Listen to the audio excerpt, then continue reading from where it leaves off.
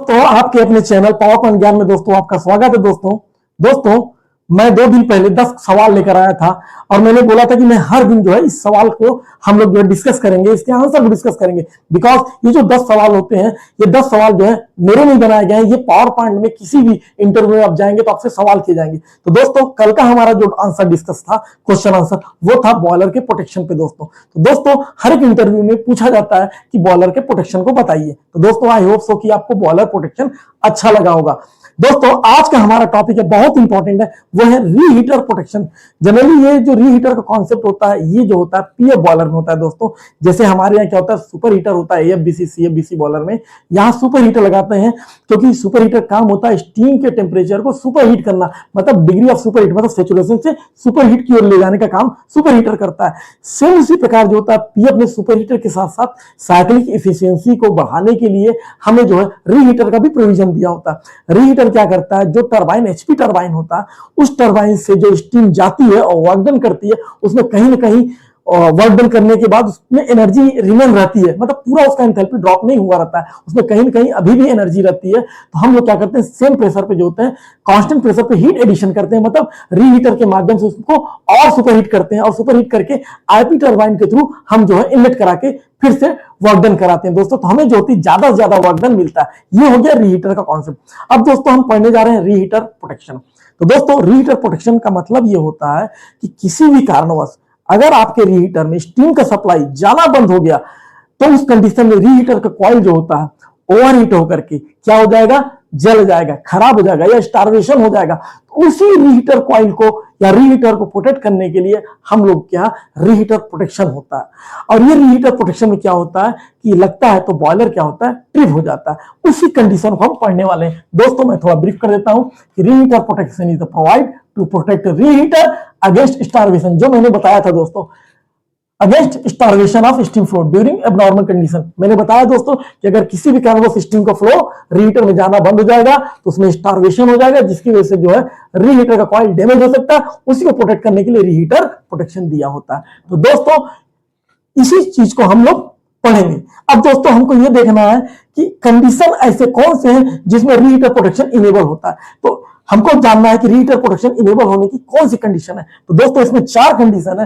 पहला कंडीशन है दोस्तों कि ड्रम प्रेशर जो है, बॉयलर का ड्रम प्रेशर 8 kg से ऊपर होगा तभी हमारा रीहीटर प्रोटेक्शन इनेबल होगा। दूसरा कंडीशन बोलता है कि बॉयलर फायरिंग ऑन होना चाहिए, मतलब बॉयलर में फायरिंग ऑन होना चाहिए, मतलब किसी भी एलिवेशन पे कोई न कोई एक गन लिया होना चाहिए। Any oil gun take at any elevation, मतलब किसी भी एलिवेशन में कोई न कोई ऑयल गन होना चाहिए, चाहे एबी में, चाहे बीसी में, चाहे सीडी में। मतलब हमारे जैसे कि हमारे यहाँ एबी बीसी सीडी और डी एलिवेशन है, तो उसमें किसी भी एलिवेशन पर कोई भी एक ऑयल गन लाइन में होना चाहिए। अगर वो लाइन में है तो मतलब बोलता है कि बॉयलर फायरिंग ऑन है।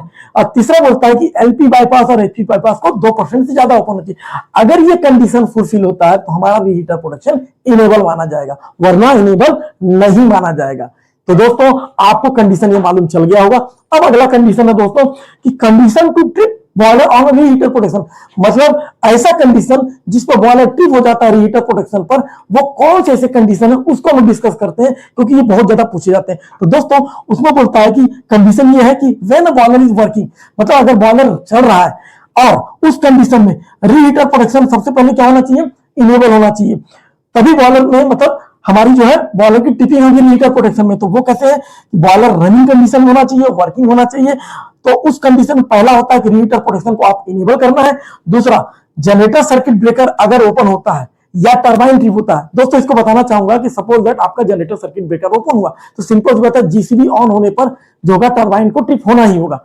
जैसे ही जनरेटर सर्किट ब्रेकर ओपन हुआ तो आपका टरबाइन ट्रिप होगा और आपके स्टीम के जो स्टॉप वाल है वो बंद हो जाएंगे, साथ ही साथ जो उसके कंट्रोल वाले वो भी बंद हो जाएंगे। तो उस कंडीशन में दोस्तों आपके स्टीम को कोई ना कोई अल्टरनेट पाथ चाहिए जिसके थ्रू वो जो होता है रीहीटर पहुंच सके। तो वो अल्टरनेट पाथ होते हैं एचपी बाईपास और एलपी बाईपास के थ्रू ही जो है वो फाइनली जो है वो जा सकते हैं रीहीटर में। लेकिन अगर इनकेस वो पाथ भी 2% से कम या बंद हो गए, उस कंडीशन में स्टीम को जो है रीहीटर में जाने का कोई सोर्स नहीं मिल पाएगा और रीहीटर का कॉइल जो होगा वो स्टीम की कमी की वजह से या एब्सेंस ऑफ स्टीम, इसमें स्टारवेशन हो जाएगा, मतलब ओवर हीट होकर के उसके कॉइल्स डैमेज हो जाएंगे। तो उस कंडीशन में जो होता है रीहीटर प्रोटेक्शन में बॉयलर को ट्रिप करा दिया जाता है।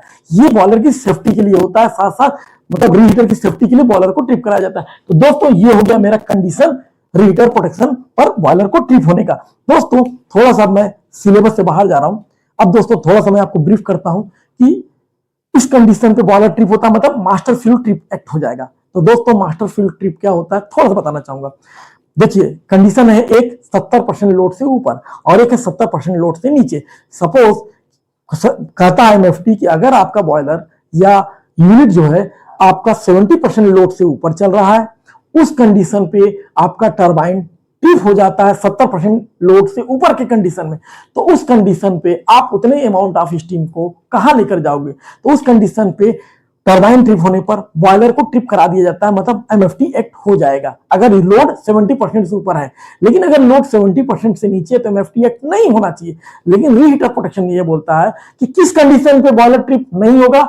जब आपका एचपी बाईपास और एलपी बाईपास 2% से ज्यादा ओपन होंगे। मतलब सपोज दैट कि आपका टरबाइन 70% लोड से, 40% लोड से या 50% लोड से नीचे है और उस कंडीशन पे ट्रिप हो गया। तो उस कंडीशन पे आपका क्या होगा कि अगर एचपी बाईपास और एलपी बाईपास खुला रह गया 2% से ज्यादा, तो बॉयलर ट्रिप नहीं होगा, टरबाइन ट्रिप होगा।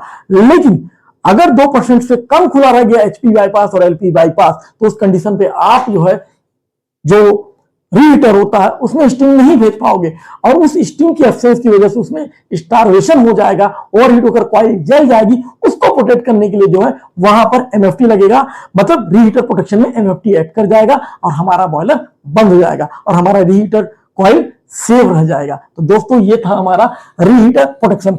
आई होप सो दोस्तों कि आपको मेरा ये वीडियो अच्छा लगा होगा, और यदि अच्छा लगा होगा दोस्तों इसको ज्यादा से ज्यादा लोगों के बीच में शेयर करें ताकि ज्यादा से ज्यादा लोग इसको पढ़कर जानकारी का फायदा उठा सकें। और वीडियो अगर मेरा पसंद आ रहा दोस्तों इसको लाइक शेयर और सब्सक्राइब करना ना भूलें। थैंक यू सो मच दोस्तों। और दोस्तों एक बात और बोलूंगा कि कल एक और इंपॉर्टेंट टॉपिक पर मैं बात करूंगा जो कि मैं आज रिवील नहीं करूंगा, मैं कल बताऊंगा। तो दोस्तों वो भी बहुत ज्यादा इंपॉर्टेंट क्वेश्चन है जिसको इंटरव्यू में पूछा जाता है। थैंक यू सो मच दोस्तों, थैंक यू।